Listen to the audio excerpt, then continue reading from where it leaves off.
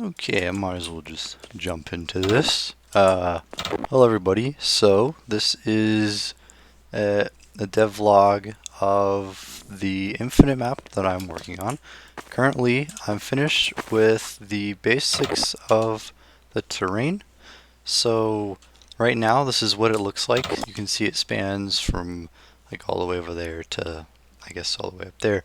But the thing is, this terrain actually generates infinitely, so no matter how far I go, you can see like that little region will pop up, and now I can see uh, how far I am kind of going. So let me real quick just change the no clip speed up a little bit, so now it's 100 times faster. So you can see when I like go over here, it just keeps generating, and it'll never stop.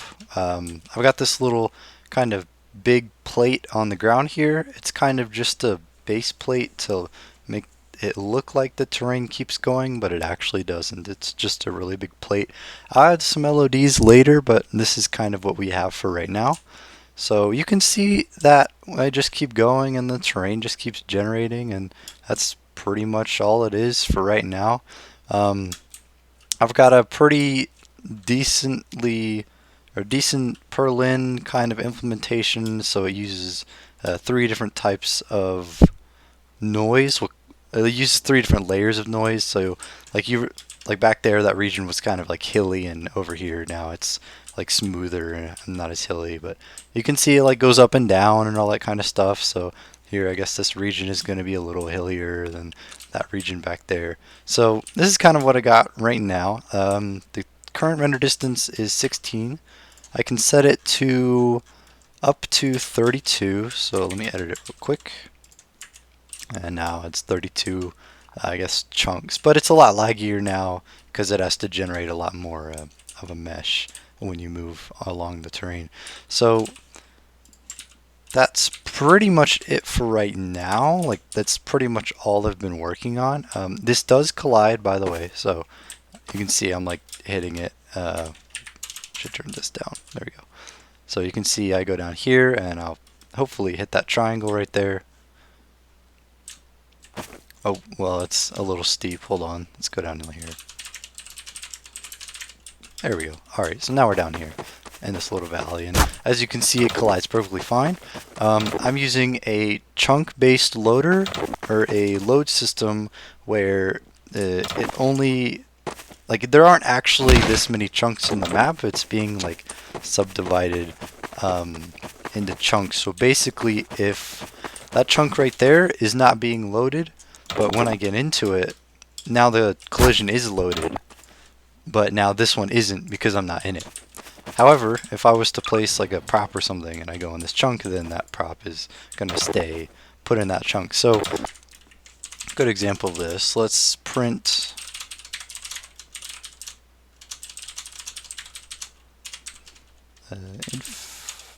map terrain collider, I think is the name. There we go. Okay, so you can see there's three collider entities right now on the map. That might be a little difficult to see, I'm sorry. But as you can, right here, there are three colliders on the map. And when I go into this chunk with this boat, this one is unloaded. And as you can see, if we print it, now there's only two that are loaded. And you may be asking, oh, well, why are there two loaded? Well, I always keep the one at spawn loaded. So, like, no matter what, there's going to be the center chunk at spawn, which is going to be loaded. Kind of similar to Minecraft, where, like, the center, like, 9 chunks or something are just always loaded. It's kind of like that. So, yeah, I can throw this boat over here, and, oh, well. I'll have to fix that later, but I think I know why that happens. But yeah, so that's pretty much what we've got for now. The really cool thing about this is the terrain can go as far up or far down as I want. So let's go into this little functions thing here. And here's the current Perlin or simplex noise implementation that I've got right now. This is what's generating all these mountains. And I can change this to whatever I want. So let's do like x times y times 1,000, 10,000 maybe. It's going to be a weird way to put it, but now we can clean up the map. And you can see there's a really big increase right here where the terrain just goes up. And if we go over here, and I always made sure, so the center chunk is a little special. The center chunk always has its Y level, or not Y level, its Z level at -15. So no matter what you do, no matter what the terrain looks like around it, this chunk right here is always going to keep it 0. And let's go over here. So as you can see, it's pretty much dips down, and then it'll do that for infinite. So no matter how far down you go, it'll just keep going down. Let's set the chunk no clip speed a little higher. There we go. So as you can see, just keeps going down. I gotta edit this grass thing. It's like in the way right now. It's not really, it's not very good. So you know, I'll work on like an LOD system that makes it look a lot cooler. But yeah, this basically is just gonna keep going down for infinity, no matter what you do. And if we go over here, you can see that this kind of chunk over here is just gonna keep going up for infinity. There is a limitation of this design, unfortunately.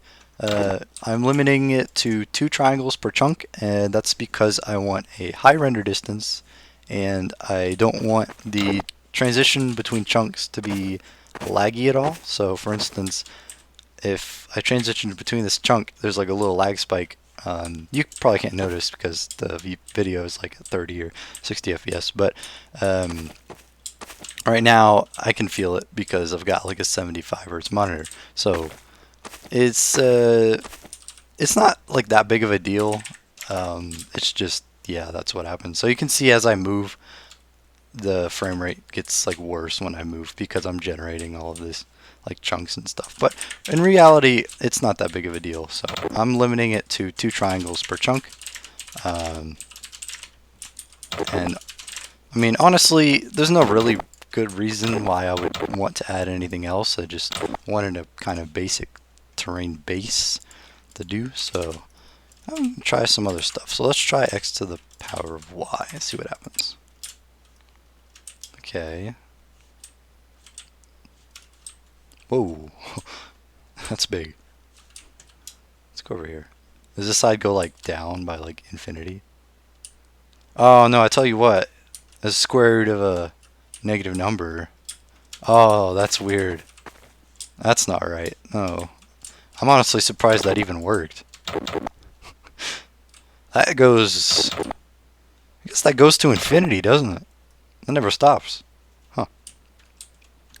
And then what about over here?